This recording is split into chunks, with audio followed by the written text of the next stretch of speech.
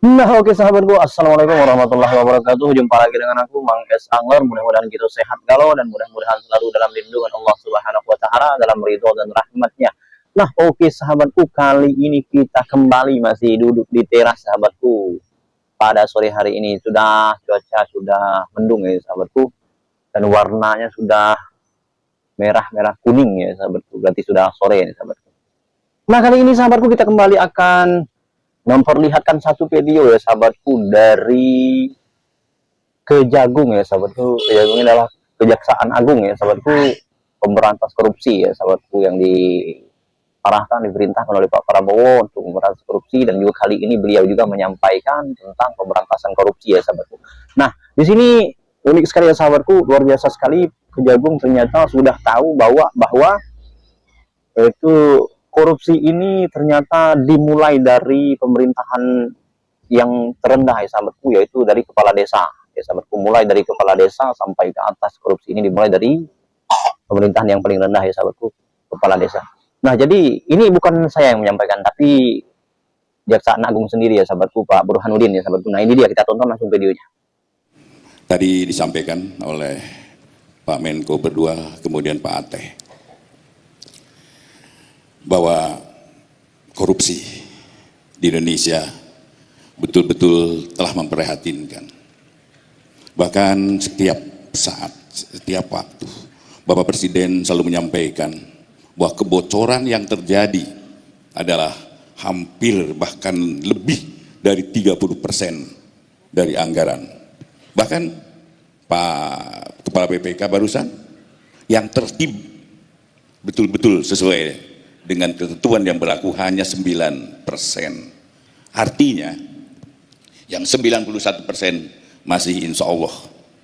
Dan itu adalah saya harapkan dengan teman semua, yang apa yang disampaikan oleh Pak Ateh tolong tindak lanjuti, benahi, dan tentunya pembenahan.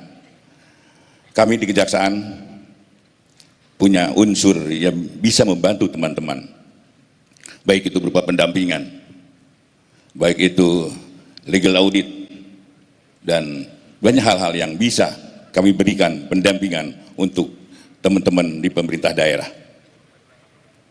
Kemudian Presiden dengan fokusnya kepada pemberantas korupsi di dalam Astagfirullah, poin 7 menyampaikan penguatan reformasi politik hukum dan birokrasi serta memperkuat pencegahan dan pemberantasan korupsi.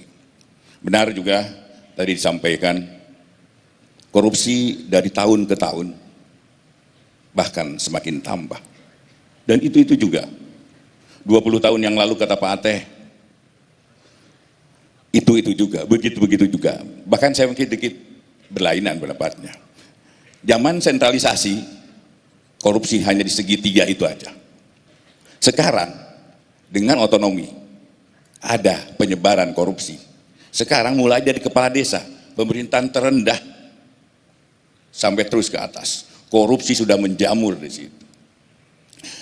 Walaupun saya sering menyampaikan untuk penanganan korupsi untuk tetap hati-hati, terutama yang menyangkut kepala daerah, yang menyangkut unsur kepala desa.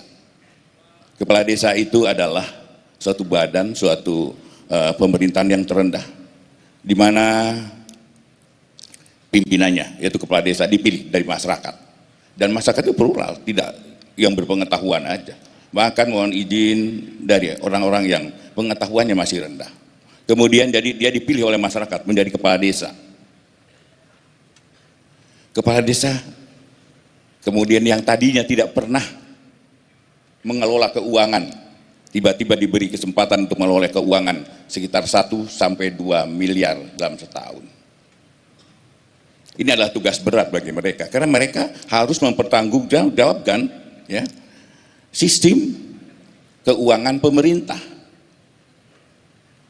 Inilah menyebabkan kebocoran-kebocoran itu terjadi, karena dia tidak mengerti apa yang harus dia lakukan setelah menerima uang itu. Dan itu yang saya sampaikan pada para jaksa di daerah, untuk hati-hati menanganinya. Nah, itu tadi sahabatku, ternyata benar, Kejagung sudah tahu ternyata korupsi ini dimulai dari kepala desa ya sahabatku ternyata, tapi tidak semua ya, bukan berarti semua ya. Ada juga mungkin yang tidak korupsi ya sahabatku. Tapi pasti kata Kejagung, dengan beliau tahu bahwa korupsi ini dimulai dari kepala desa, otomatis berarti penyidikan segala macam ini, pemberantasan ini akan langsung ya sahabatku sampai ke pemerintahan yang terendah yang seperti beliau sampaikan tadi, sampai kepala desa ya. Jadi intinya mudah-mudahan itu dengan sikap tegasnya Pak Presiden Prabowo Subianto dan juga Wakil Presiden Mas Gibran Raka Buming Raka dan juga Kejaksaan Agung ya dari Kejagung yaitu Pak Burhanuddin, mudah-mudahan dengan adanya beliau Pak Presiden dan juga Kejaksaan Agung yang luar biasa, gerak cepatnya luar biasa ini. Baru beberapa hari sudah banyak sekali yang sudah ditangkap ya sahabatku. Ini kita acungi jempol, 2 jempol ya sahabatku, saya bangga sekali ya sahabatku. Dan harapan kita kepada Pak Presiden dan juga para seluruh yaitu aparat pemerintahan negara kita Republik Indonesia tetap terus berjuang, jangan cuma di awal saja, kalau bisa sampai dengan tuntas ya, sampai seterusnya.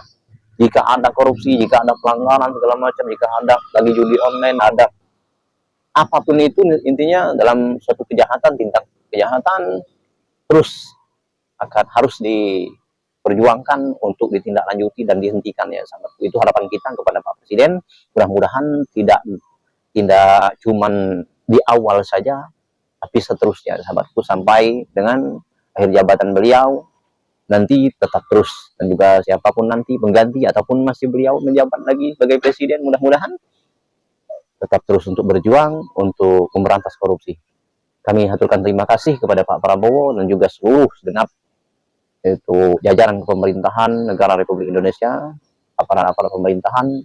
Kami haturkan terima kasih banyak. Mudah-mudahan negara kita menjadi negara yang insya Allah sesuai dengan cita-cita Pak Prabowo, menjadi negara yang bersih ya sahabat, harapan kita.